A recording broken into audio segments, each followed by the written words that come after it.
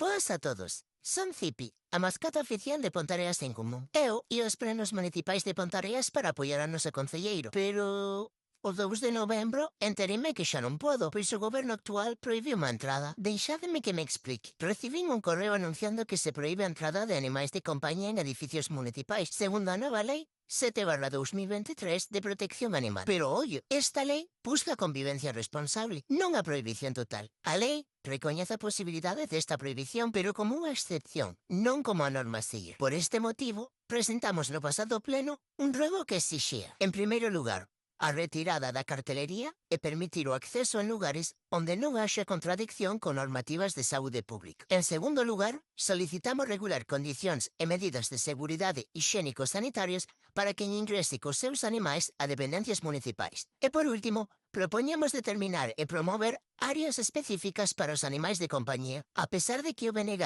e o PSOE estiveran de acordo, o PP, a CIP e Independentes Pontareas rexeitaron este rogo. E por iso que dende aquí pido o voso apoio, pois dende que me enterei, estou moi triste. Só quero que o goberno municipal me deixe pasar.